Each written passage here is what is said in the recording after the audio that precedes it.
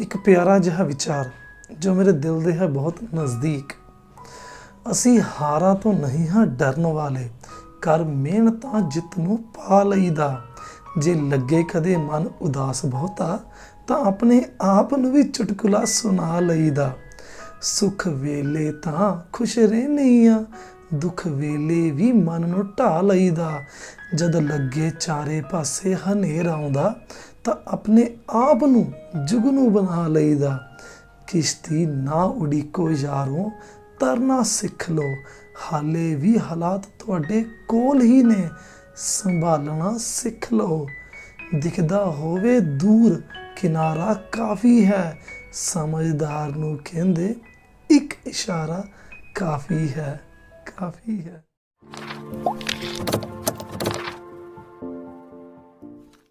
Video शुरू करने तो पहला बस 1 मिनट की गल, आ अपना स्कैड्यूल है, भावें दा स्क्रीन शॉट रह के रख लियो तुसी। सोमवार ते बुध मंगलवार आप +1 अकाउंटेंसी कराने आ, शामी सही 5 बजे, बिल्कुल सही। बुधवार नूं 10th इकनॉमिक्स पंजाब बोर्ड वाले वास्ते, ते वीरवार नूं 10th इकनॉमिक्स CBSE वाले वास्ते। शुक्रवार शनिवार 10वीं का मैथ। ठीक है जी। सत श्री अकाल जी, मेरा नाम है जसप्रीत सिंह ते तुसीं देख रहे हो सिंह सन्स कंसैप्ट क्लासेस 2.0। तुहानूं वादा किया सी हर बुधवार शामी 5 बजे पंजाब बोर्ड की सोशल स्टडी विचों इकनॉमिक्स करांगे, क्लास 10th विचों। ते मैं दोबारा दस देवां, आपां पढ़ रहे हैं अर्थशास्त्र, इकनॉमिक्स, ते ये जिहड़े टॉपिक ने ये पंजाब बोर्ड दे ने। CBSE वाले वीरवार करांगे, आपां दिन वंडे हुए ने। चलो देखियो, अज टॉपिक आप फर्स्ट चैप्टर में कंटिन्यू कर रहे हैं। लास्ट टाइम आप काफ़ी कुछ वधिया पढ़ लिया सीगा, आमदन बारे पढ़िया सीगा, राष्ट्रीय आमदन बारे, ते आप पढ़िया सीगा प्रति व्यक्ति आमदन, पर कैपिटा इनकम जिहड़ी हुंदी है। ठीक है जी। उस तो बाद आप पढ़ लिया सीगा कंजम्पशन बारे, कंजम्पशन उपभोग, उपभोग वो किवें क्या हिसाब किताब हुंदा उसदा। हुण अगे देखो जरा, अगे अपने को टॉपिक है सेविंग्स का। सेविंग्स का देखो क्या चक्कर है, पंजाबी समझाइए पहला सिंपल जी गल। सेविंग बचत है, तुसी तुहाडे कोल पैसा कमाया, तुसी कमाया पैसा ते ओहदे विचों पैसा लाया, वरत लिया, ते जो बाकी रह गया वो तुहाडी बचत है। बस गल इन्नी क्या है। उदों बाद हुण तुसी बुक वाली लैंग्वेज नूं जिवें मर्जी घुमा फिरा के लिख लो, पर मोटी जी गल तो यही है कि जो कमाया, जो लगाया, मतलब जो वरत्या तुसी, ते उहदे विचों फिर जो बाकी रह गया कमाई चों, वो तुहाडी बचत होगी। हुण देखो क्या है, आफ्टर डिडक्टिंग कंजम्पशन, जदों आपां कंजम्पशन नूं डिडक्ट कर लैंदे आ, डिडक्ट मतलब सबट्रैक्ट हुंदा है, घटाओ कर लैंदे आ इनकम विचों, कंजम्पशन नूं इनकम विचों माइनस कर लैंदे आ, वट एवर अमाउंट रिमेन, जिहड़ी भी अमाउंट बच जाती है उन्होंने कहने आपां सेविंग। यदि आ फार्मूला बनता, saving is equal to income चो माइनस करो कंजम्पशन नूं। पंजाबी बड़ी सौखी है। बचत की होंदी है जी, बचत आई थिंक इस अदक पैंदी है, मैं दस्सिओ माड़ा, पक्का नहीं मैनूं पता अदक पैंदी कि नहीं पैंदी।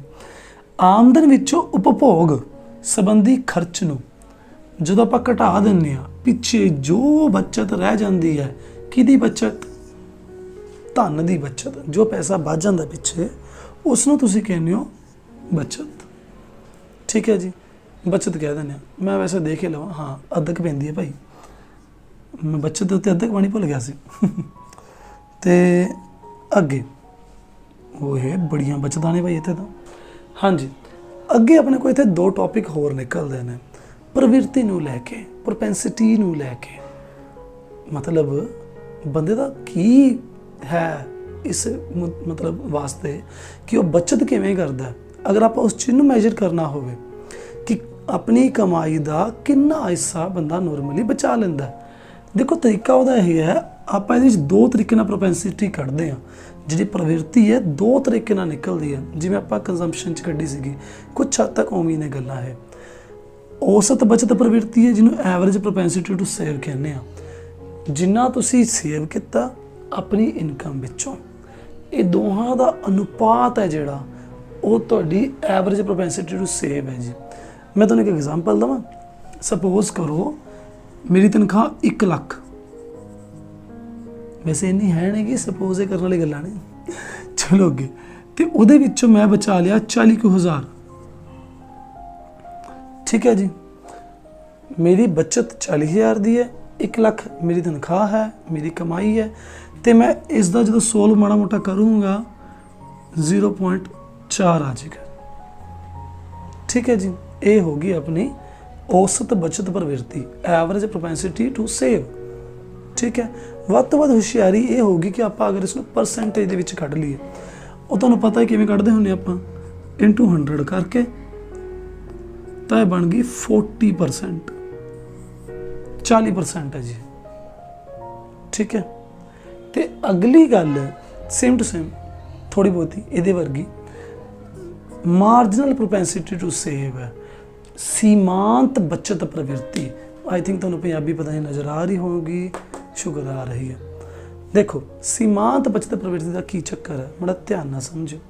जिहड़ी मार्जिनल, जो भी मार्जिनल वर्ड तुहानूं अर्थशास्त्र च नज़र आउंदा है, इकोनॉमिक्स तुहानूं मार्जिनल वर्ड जा नज़र आउंदा है, उहदा सीधा जिहा मतलब निकलदा है चेंज,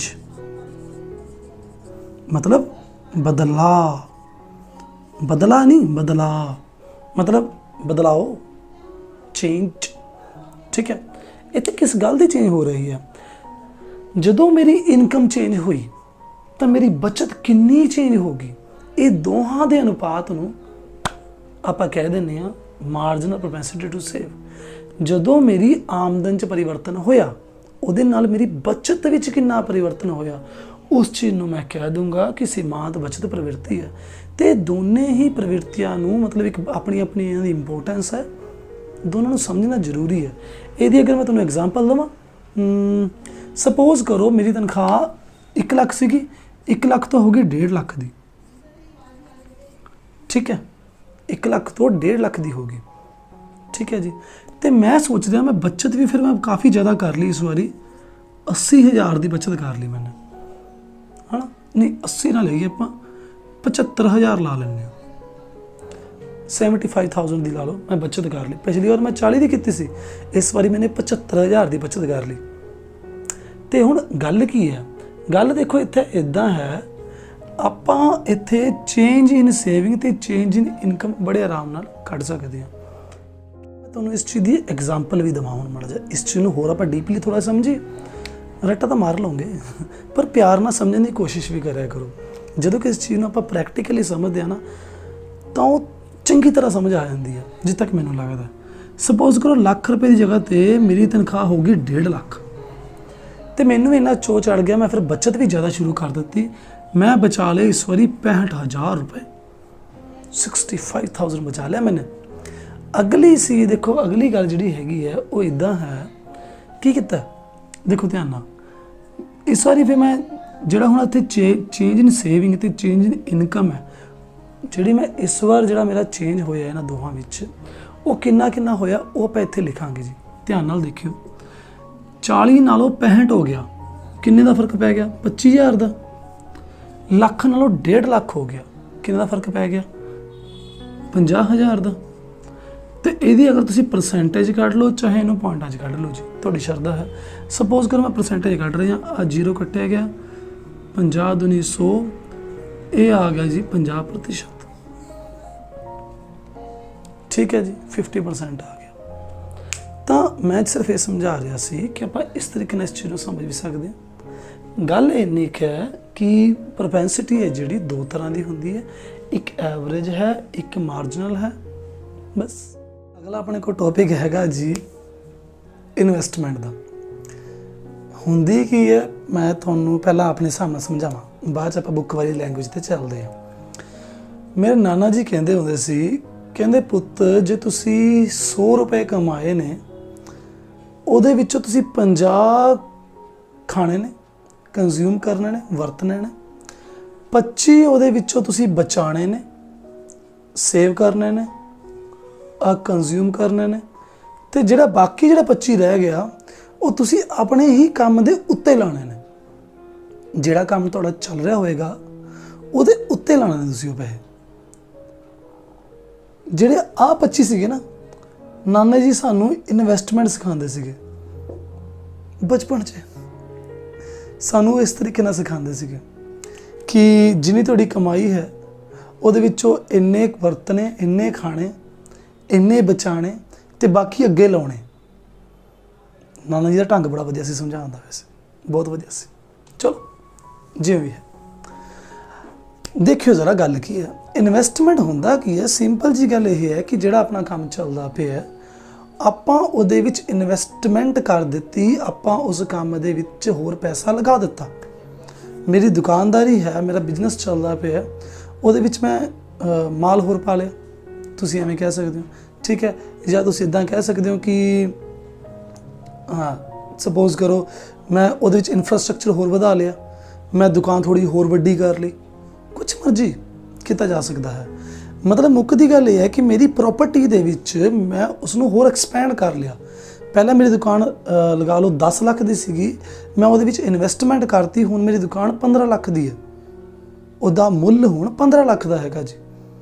ਤੇ ਇਸੇ ਗੱਲ ਨੂੰ ਜਰਾ ਇੱਥੇ ਸਮਝਿਓ। ਬੁੱਕ ਵਾਈਜ਼ ਲੈਂਗੁਏਜ ਥੋੜੀ ਜੀ ਅਜੀਬ ਜੀ ਲੱਗਦੀ ਹੈ, ਮੈਂ ਸਮਝਦਾ, ਬਟ ਉਸਨੂੰ ਆਪਣੇ ਹਿਸਾਬ ਨਾਲ ਤੁਸੀਂ ਸਮਝਣ ਦੀ ਕੋਸ਼ਿਸ਼ ਕਰੋ, ਫਿਰ ਇਹ ਵੀ ਸਮਝ ਆ ਜਾਏਗੀ। ਇਨਵੈਸਟਮੈਂਟ क्या है? Addition to the capital is called investment. एक लाइन च ना ए भगा मार देने कई बार तो इकोनॉमिस्ट, पूंजी विच होने वाले वाधे नूं निवेश कहते हैं। पूंजी क्या है, कैपिटल क्या है? पहली गल तो ये समझो, ये विच बड़ा उलझन जी क्रिएट हो जाती है। मेरी दुकान है, ठीक है, मेरी दुकान दे विच जिन्ना समान पिया, जिन्ना समान पिया, सपोज करो 10 ਲੱਖ ਦਾ ਸਮਾਨ ਪਿਆ, ਠੀਕ ਹੈ, 10 ਲੱਖ ਦੇ ਸਮਾਨ ਦੁਕਾਨ ਦੇ ਵਿੱਚ ਪਿਆ, ਨਾਲੇ ਮੇਰੇ ਉੱਤੇ 2 ਲੱਖ ਦੇ ਕਰਜ਼ੇ ਵੀ ਚੜੇ ਹੋਏ ਨੇ, ਮਤਲਬ 2 ਲੱਖ ਮੈਂ ਲੋਕਾਂ ਦਾ ਦੇਣਾ, ਠੀਕ ਹੈ। ਹੁਣ ਇਹਨੂੰ ਮਾਈਨਸ ਕਰ ਲਓ,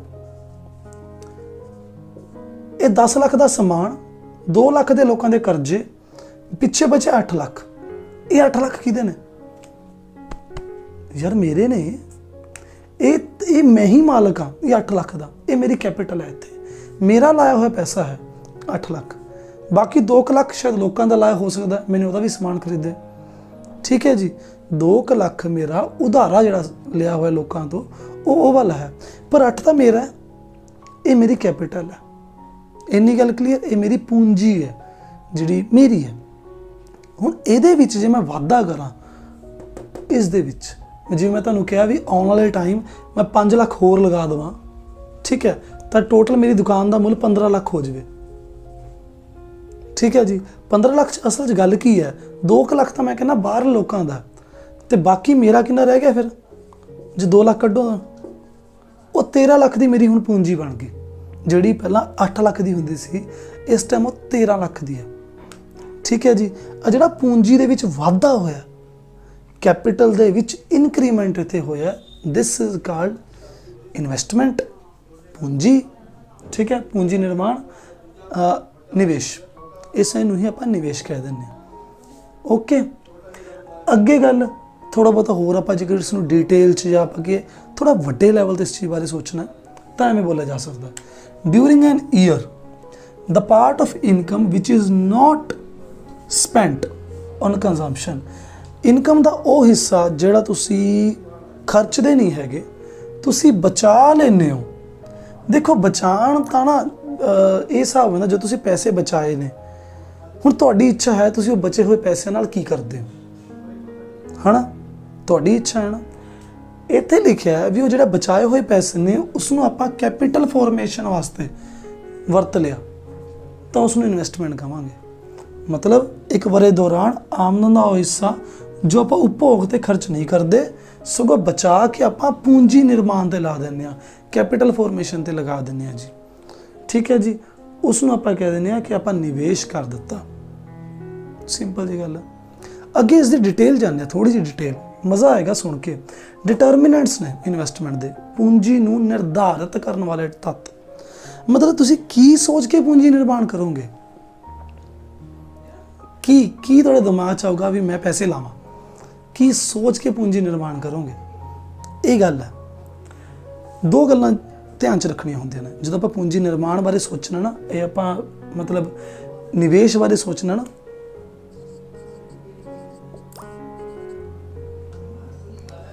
इत्थे सच निवेश लिखना सीगा, निवेश नूं पूंजी निर्माण भी कह दिंदे आ, चलो कोई गल नहीं। अगे निवेश की सोच के करोगे, अपने को दो गल्लां ने, एक है रेट ऑफ प्रॉफिट जिन्हों आपां लाभ की दर कहने, दूजा आपां कहने रेट ऑफ इंटरस्ट, ब्याज की दर। देखो समझने की कोशिश करो प्यार नाल, दो तरीके ने अपने को, दो गल्लां ने, प्यार ना समझो मैं की कह रहा इत्थे, सोच के देखो ये बिजनेस है, ठीक है, ये मेरे दोस्त का बिजनेस है, अमन का बिजनेस,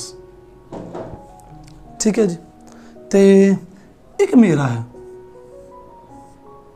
ठीक है, जसप्रीत बिजनेस, ठीक है जी, ये मेरा है। इत्थे आपां लिख देंगे ऑर्गेनाइजेशन, थोड़ा लिखूगा वधिया लगूगा,